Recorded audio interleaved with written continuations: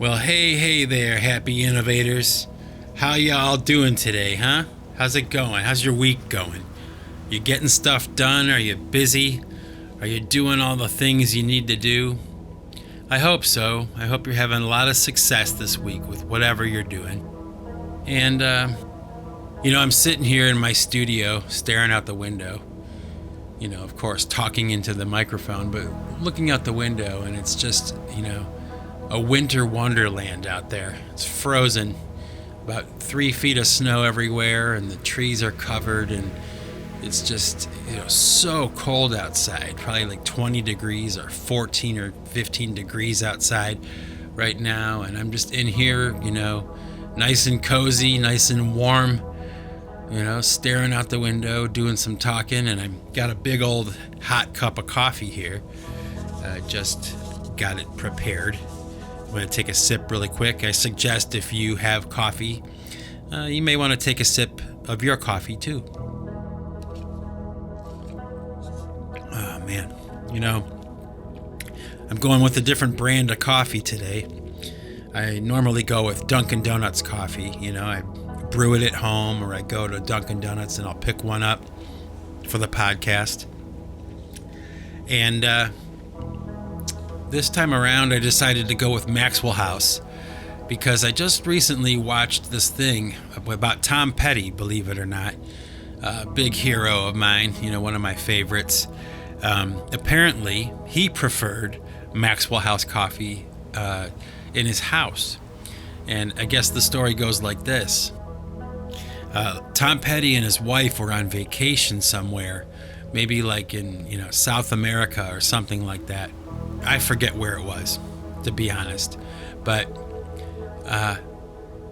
they were at a restaurant having breakfast, and they were serving coffee with the breakfast, and the coffee that he had was so good, like it tasted so good, that he went back into the kitchen and he asked the kitchen manager, what kind of coffee they used, and he told him it was just Maxwell House coffee. So Tom Petty insisted, that the only coffee that he ever drank was Maxwell House coffee because of that vacation, because of that experience. And I heard this story and I thought it was kind of funny. And, kind of cool too. Those little weird kind of idiosyncrasies that people have, And so I decided that I would buy myself a little thing of Maxwell House coffee and give it a shot. And, I got to say, it's not terrible, okay? I'm no connoisseur of coffee or anything, but it's not really as good as my normal Dunkin' Donuts coffee. I got to say, I gave it a try, though. I gave it a test run, you got to try new things. And, I'm just wild and crazy trying Maxwell House coffee instead of Dunkin' Donuts coffee. I'm living on the edge here. So a little bit of information that, will probably not benefit anyone whatsoever, but, nevertheless, you got it anyway. And you know what? Like I've said before in the past, this is a podcast that's not necessarily concerned about talking about things that are only very important, If anything, I guess, especially now in these weird times we live in, maybe, just maybe, the Singularity Podcast is a refuge, for a place for people to come and listen to some content that's not, politically charged and, causing anxiety, and hopefully it's the opposite of that, everybody just kind of gathers around. I talk for a little while and you get a little break away from the world, and all the BS that's going on right now. And I am going to talk about that today because, I gotta say, sitting back here, in the center of this political circus that we find ourselves in, really, it's happening all over the world. I'm smack dab in the middle, kind of just watching and listening and observing. And I gotta tell you, I have mentioned it before, but I'm gonna talk about it a lot today. There is this weird kind of, I don't even know what you'd call it, like a a state of mind, maybe even a psychosis, with COVID. People are just absolutely obsessed about COVID. And it's not like that with everyone. It's only like that with a certain percentage of people. And I am witnessing it firsthand. I'm watching this play out. Hang on, I'm going to get a sip of my Maxwell House coffee. Okay. There's a person I know. I wouldn't necessarily call her a friend, okay? But she's an artist, and I've noticed that she has developed, okay, this disorder, okay? That's what I would call it. Borderline agoraphobia, which is, the fear of crowds, the fear of being in a crowd. She's afraid of being around anyone outside of her home for fear that she's going to catch the virus, And I'm shocked by how obsessed she is with it. And like I said, not just her, but she's a good example of this extreme, and okay, maybe she's like, an unusual person, and she's the rare exception, but I don't think so. I'm noticing that, and maybe you're noticing this too with the people that are around you. Maybe even, you are this way yourself. I don't know.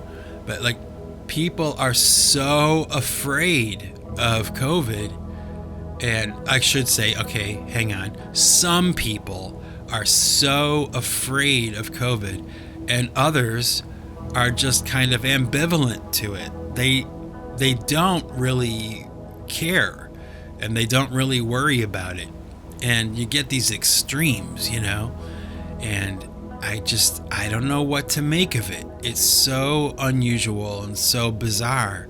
I mean, can you imagine being afraid to even leave your house, for fear of getting the COVID virus, like you won't even go to the grocery store, or you won't even go get gas in your car. You won't even go for a ride in your car, just for a drive, because you're so afraid of getting COVID. I mean, isn't that strange? It's, I guess I can understand the idea, okay, that people, when confronted with their mortality, they react, it's a visceral reaction, most people, don't want to die. And, most people want to live a healthy and productive life, and they don't want it cut short by some virus that's going around. And, okay, so I can understand that, and so we wear a mask, right? But now they're actually suggesting, okay, that we wear more than one mask. Now, that is probably, in my opinion, okay, and I'm not a medical expert, okay, but in my opinion, that's pretty damn silly to even suggest, and of course, there are people who will, comply. They'll wear 2 masks, and if they tell them to wear 3 masks, they'll wear 3 masks. But then you got this other group of people on the other side of the issue that will not wear a mask. They're refusing, and they're willing to, suffer the consequences socially or, politically or whatever by not wearing a mask. So what I don't understand is that, a lot of the people that I know that are really obsessed about this whole virus thing are highly educated people. They're extremely intelligent people. At least I would consider them to be, very intelligent people, and yet they're actually becoming like irrational. They're irrational, like their thinking, their behavior, their conduct, the way they talk, the way they think, the way they are treating people. It's almost like they've become a new person. And this new person that they've become is really, sad and miserable, It shocks me. And I have to talk about it because, it's like it's in my face. It's in my life, I guess I could say, that I know probably about 10 or 15 people that are flipping the script about this COVID thing. And I suppose I won't, flog the issue to death, but, I figured it's worth talking about and mentioning. I wonder if you, the listeners, the happy innovators, are experiencing anything like that yourselves, like in your lives, like the people that normally behave a certain way, they're cool, they're intelligent, they're professional or something, and all of a sudden over the past year they've morphed into this other person. They're bitter and they're negative and they're yelling at people and they're terrified, and they're admonishing people who are not complying with all of the rules. And I guess they're called Karens, right? I've talked about that before, but that's not really what I'm talking about. I'm talking about people who normally are in charge. They're like leaders. They're professional people, and their behavior is so off the chain and so bizarre. I have to wonder, I think I have mentioned this before, because I wonder why I'm not that way. Why are these people that I know that are, at least according to my standard, are much more intelligent than I am. They're much more educated than I am. Why are they flipping out and melting down over this COVID thing and I'm not? Now, is it because I'm stupid and I don't understand it and I'm not taking it seriously enough? Maybe I have to concede to that. I have to. But I don't know. I don't think so. I think that the difference is, at least as far as I can tell, the only difference really between my lifestyle and, let's say, the lifestyle of this friend of mine who has now become an agoraphobic person, afraid to leave her house. She's afraid to leave her house. She will not leave her house. Think about that. That's insane. That's crazy, right? But the only difference is, there are more than one difference, I suppose. Okay, and this is just a theory, like a hypothesis that I have, but, I don't drink city water, okay? I don't watch television, and I don't have a smartphone. So there's 3 elements right there that I think might have something to do with this, chasm of difference between me and this friend of mine, right? Now, that's only I guess a theory or something, because, I'm convinced, I guess, at this point that probably having a smartphone turned on all the time, constantly drilling, COVID and Trump and, Democrats, Republicans, politics, the attack on the Capitol, constantly this barrage of information, and I'm not really subject to that as much. Well, particularly because, like I said in my last podcast, I've kind of like dropped out and tuned out of social media. But I don't have a smartphone. I'm not on a leash all day. I go pretty much the entire day without really using a telephone or seeing one, unless I really need to talk to somebody about something. So I'm not getting this constant barrage of, updates about the status of this thing, that's happening in the world. I'm not tuned in. I'm not completely tuned out. I'm not, like I said in the last podcast, I'm not sticking my head in the sand. I'm responsible enough and, intelligent enough to know that I need to pay attention to some of it, at least have a baseline understanding of what is being purported and what is being claimed by people in the media and people on, social media or whatever. But there must be a connection between these people that I know that are flipping out and they're terrified, absolutely terrified, okay? And their phones, and just constantly being updated about how horrible things are. You can only take so much of that in before it really starts to affect your emotions and your thinking and your, hope, your sense of hope. And of course, we're hearing now, like, there are all these reports of people that had committed suicide because of the loneliness that COVID has brought on and all that. I mean, people are really a lot of people anyway, not everybody, but a lot of people are really kind of flipping out,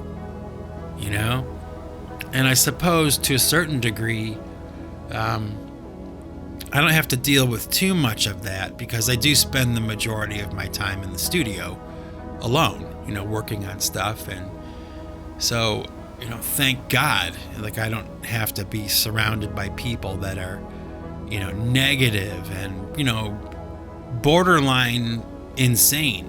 Their behavior is insane.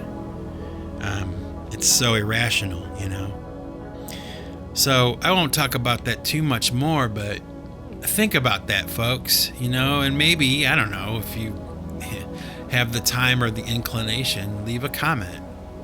Maybe I'm wrong. Maybe I'm misguided or I'm misjudging the situation that I'm witnessing, but I don't think so.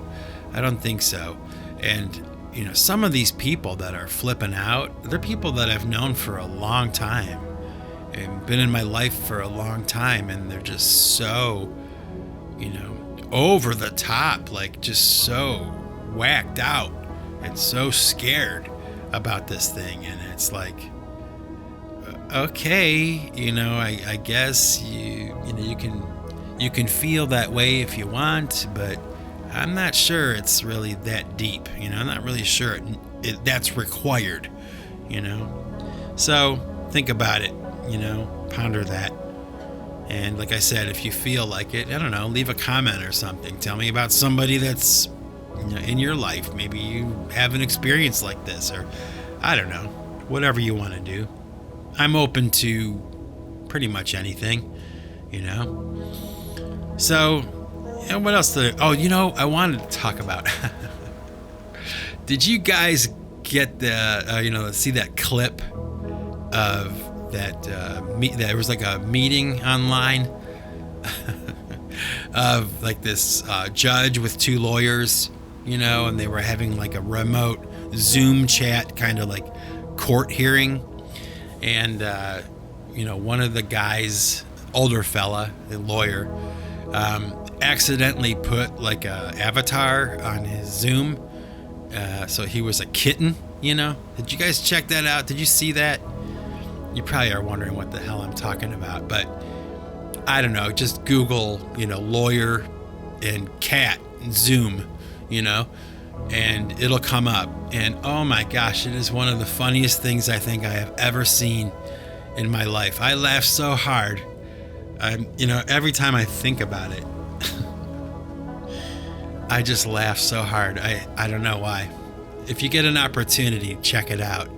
It is so funny. That's one of the great things about the world, There's a lot of very funny people in the world, and a lot of really funny stuff happens, And there's some stuff that happens that's not so funny too, but, we could talk about that some other time. But, isn't it true?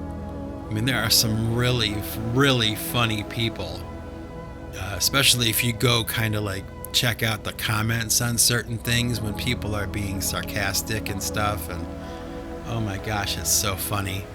You have to laugh.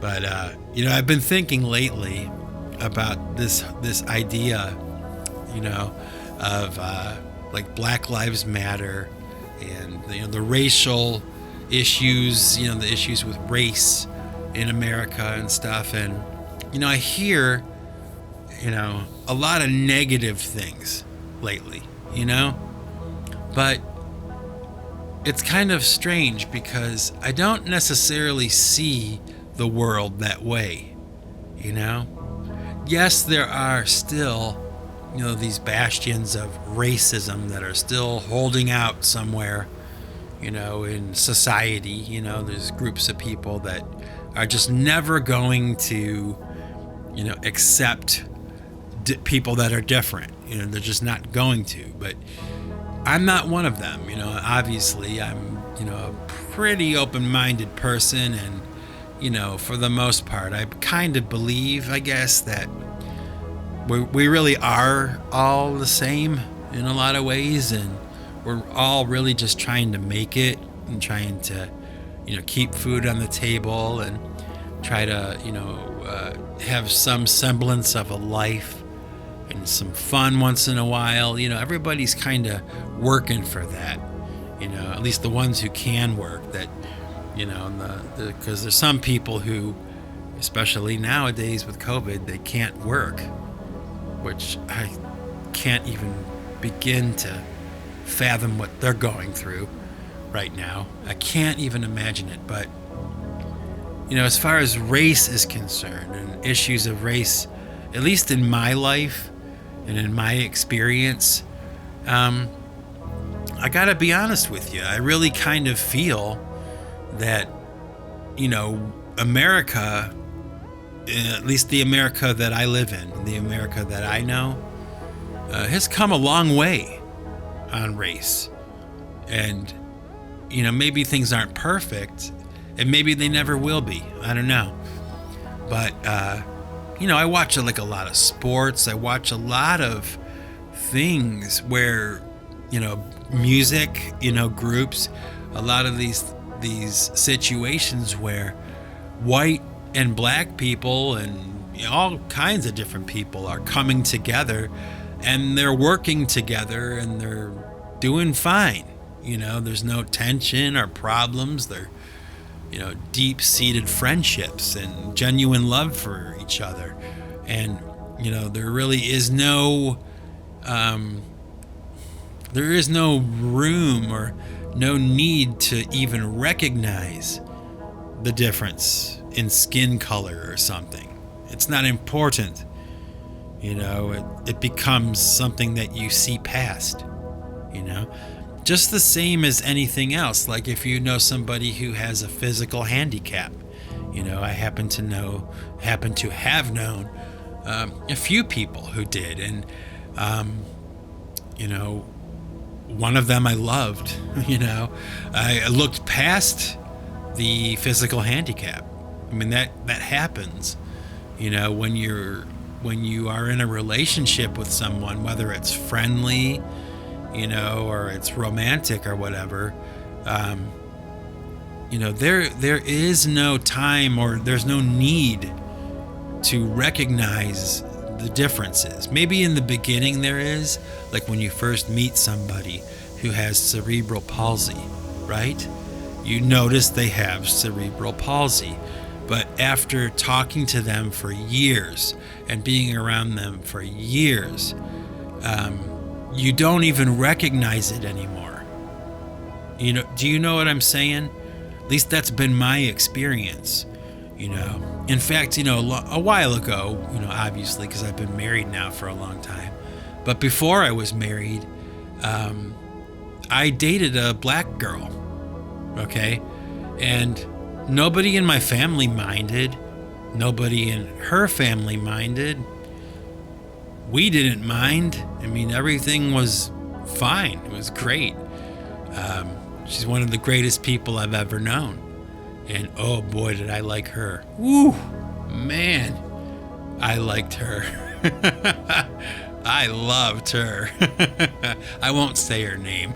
I'll protect her anonymity. But we went to this concert together one time, and it was Jesus Jones. We went and saw them at a club called the Agora in Cleveland. And at the time, she was attending the Cleveland Institute of Art. And I was like just in a band doing the music thing, And we had met, and I wouldn't say that we fell in love, okay, but we definitely were into each other. And to be honest with you, I don't know, maybe the fact that she was black was part of the attraction, that she was different, but she was also brilliant. And anybody who knows me knows I go for brilliant. I like intelligent people. I like to be around intelligent people. I like to surround myself with people that I consider to be intelligent. And she certainly was. She went on to be very successful in her life. She works for an auto company, one of the majors, and she designs cars. That's what she does for a living. And, what's strange about that whole experience was at the time I was dating her, okay, and everything was fine and groovy, and we had no problems, okay. I had this one dude that I hung out with all the time. He was my best friend, and he didn't like her, okay. And, he did have a tendency to be one of those people that I would consider to be, racist. He noticed the differences between people, and he liked to point them out, okay? And he referred to this girl that I was dating. I guess you could call her, at the time, she was my girlfriend, okay, for a little while. He referred to her as the Oreo. Yeah, he really did. And this is a guy that I was really close to, like one of my best friends, probably my best friend. And, he would ask me, how's the Oreo doing? And an example, okay, that's an example of how that kind of thinking can still emerge. But, aside from him, okay, all the people around her and I, family members included, nobody cared that she was black or that I was white. Nobody cared.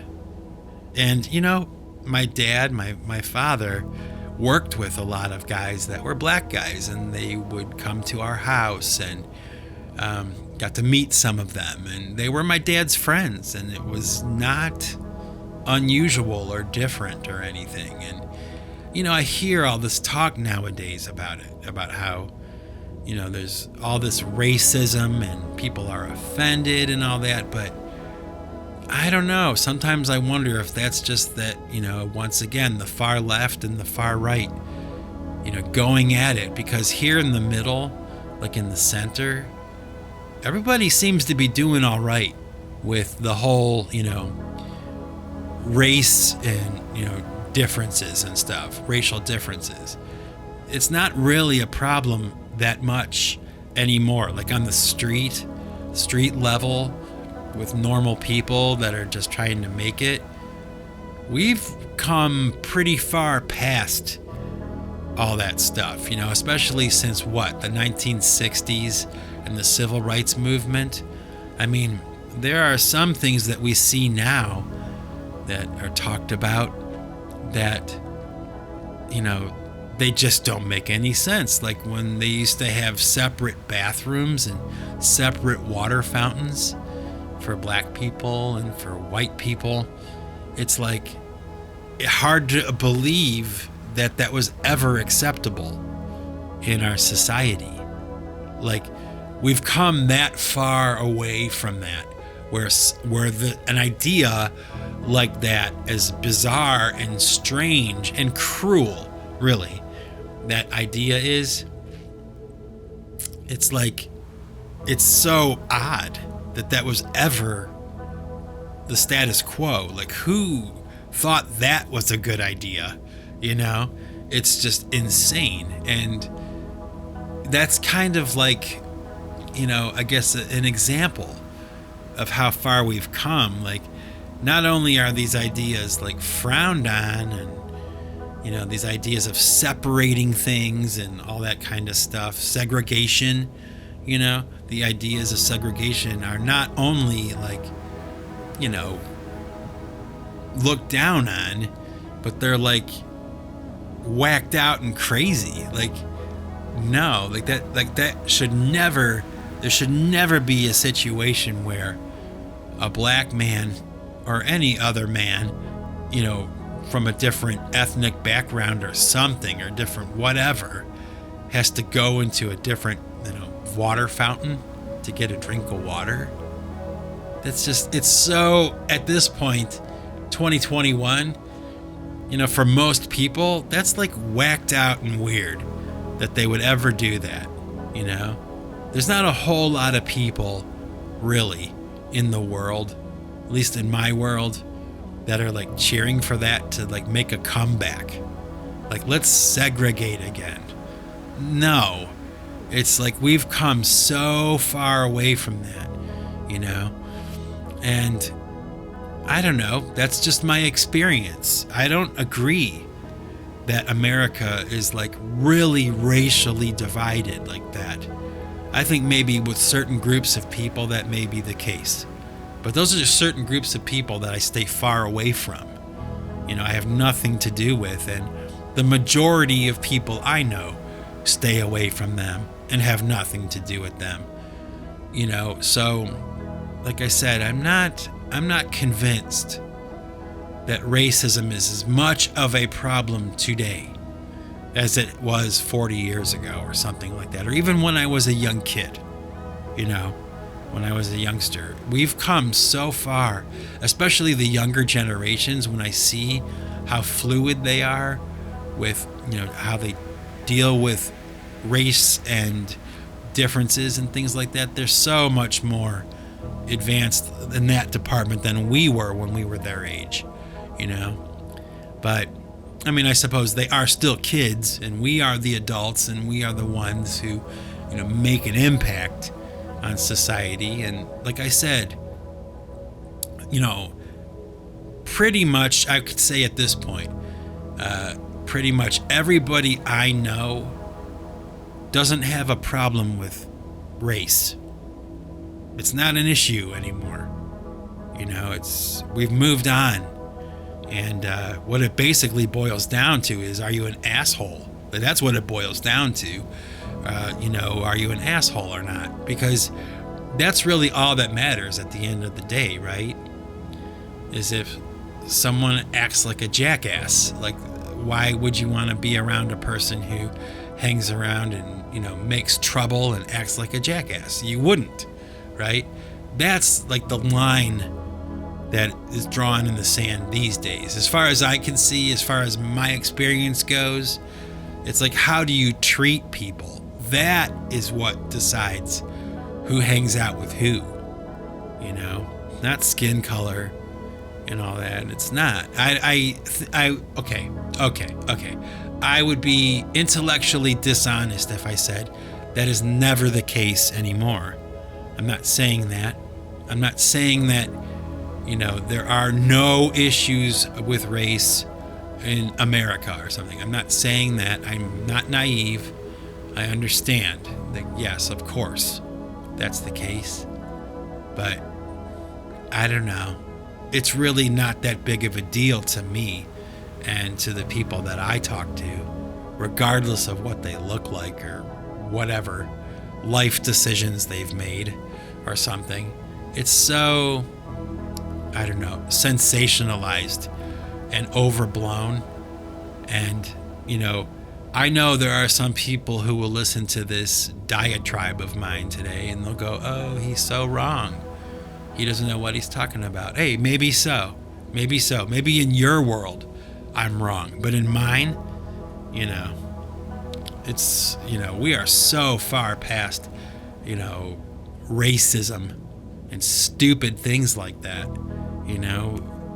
And I wouldn't be friends with anybody anymore who had a problem like with people's ethnicity or race or something. I wouldn't associate myself with them, you know. It's weird, you know, because it all kind of ties into, you know, this behavior thing. You know, we're watching people who normally are, you know, really sane and lucid, you know, critical thinkers, and they're just so off the chain, and the news media and all that stuff doesn't help. You know, they add to the problem. They add fuel to this fire. But I'm sure that for a lot of the people that are listening to this right now, you probably agree with me. Like we've come a long way. Like it's not like it was back in the 60s anymore. A lot of that stuff has gone the way of the dodo bird, and rightfully so, you know. But all these people that I've known, including that girl that I dated, she's another one. She's kinda, I gotta say, you know, because I'm still somewhat in contact with her still. Not so much anymore because I gave up on the social media thing. But you know, she was getting a little wackadoo too. You know, highly successful, very intelligent, college educated. You know, very ambitious, and like now she's kind of what's the word, disintegrated, you know, into this weird person that's like going COVID crazy, you know. And it's so common, the psychosis of COVID, you know. It's almost like you can make it one word, like Psycovid, you know. But that COVID psychosis, that weird, over the top, you know, terror. They're terrorized. They're afraid. People are so sad in that way, you know. I guess if we know people like that, and I do, you know, we should be doing our best to reach out to them and to help them along if we can.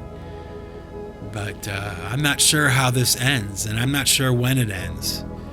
And truthfully, I'm not sure if it will. I mean, for some of these people, it could be this kind of thing where even after COVID, God willing, goes away and we get to some, you know, sense of normal again, you know, maybe some of these people will still be stuck in their COVID psychosis. And how that manifests itself, I don't know. But I wouldn't be surprised if that were the case.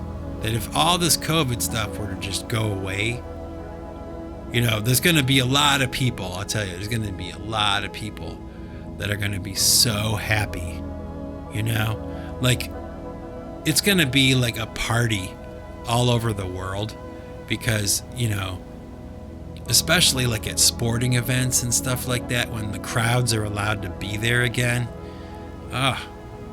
for the teams and for the fans and concerts and bands and fans and all the people. It's going to be a happy day when this COVID thing ends. And does it end with a vaccine? Oh boy, that's a topic for another podcast. Oh boy, can't believe this is the world that we're looking at right now. Can't believe it. And some of these friends of mine, I'm in shock. I'm so shocked. I talked about it in a podcast for an hour. It's just so unusual. Don't know what to make of it, but I know that I don't feel that way about COVID. I know I'm not going COVID crazy, and I'm not sure why, but I'm just grateful that I'm not, that extreme and that whacked out, Maybe in other ways I am. I don't know. Let me get a sip of my coffee and think about that.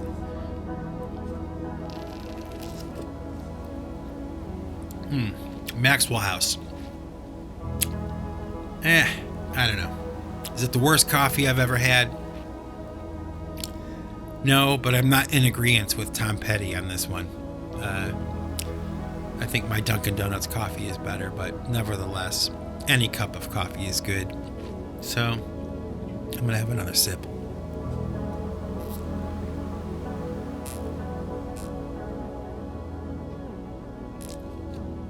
Oh, man. That was a big one. Whew. Anyway, so my happy innovators, what else is going on?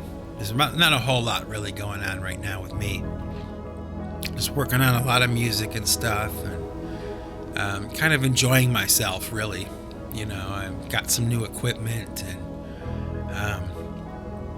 getting new equipment for a guy like me, it could be the smallest little thing, and everything is like a tool, a new tool to use in my laboratory here, and just like I said, even the smallest little new piece of equipment can, get me excited and get me kind of inspired to get in here and tinker around, mess around, and I have quite a bit of fun. I really do. It's really a great way to spend my days,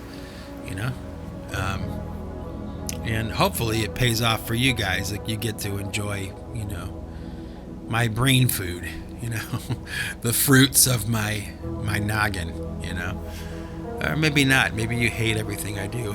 I don't know. I hope not. I seem to be making stuff that some people enjoy, so that's good enough for me. And it's probably the end of my podcast for today, because I don't really have anything else I really want to talk about. Although if you were sitting here in front of me right now, we could probably talk for hours. And I would listen too. I don't just talk, I listen. But anyway, my happy innovators, that's it for now. I'll be giving you another podcast pretty soon. I'm sure I'll come up with something that I need to get off my chest. But in the meantime, keep an eye on the people around you, and observe the people around you, and observe their behavior, and, decide for yourself. Like, isn't it a little odd? Isn't it a little strange how people are acting right now? And with that, my happy innovators, remember this, that if you want to keep what you've got to give it away. Take it easy, everybody.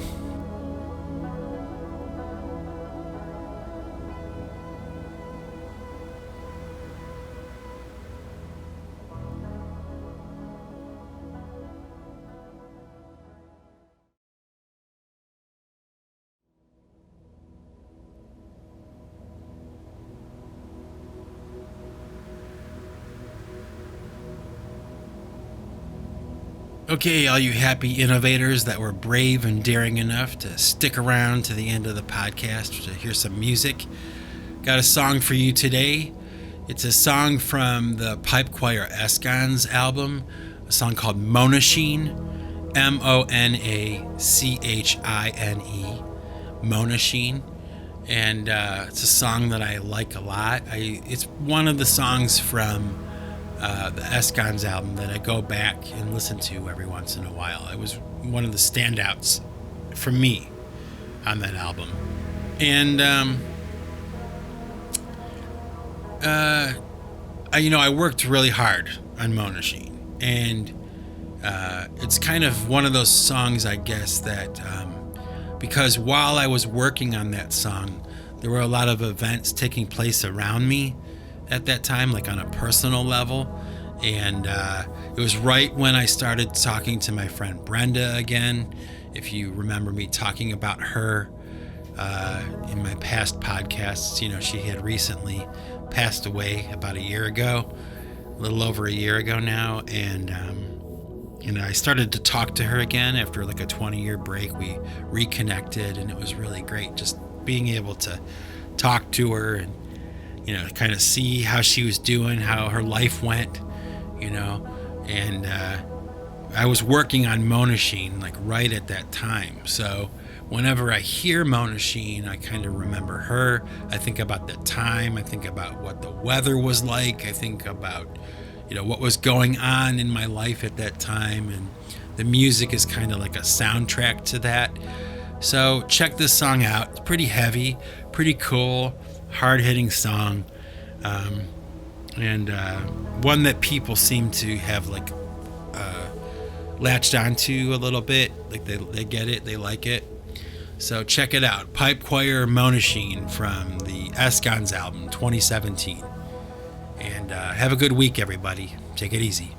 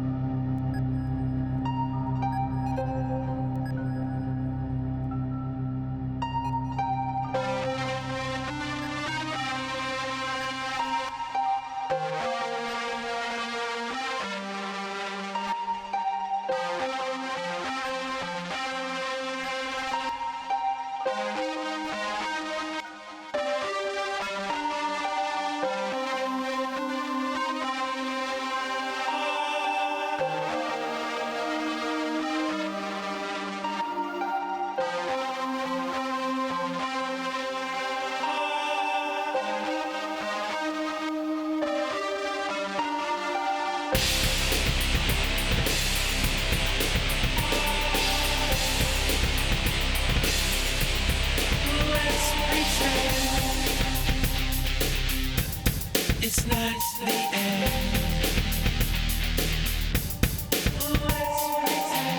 Let's pretend that it's just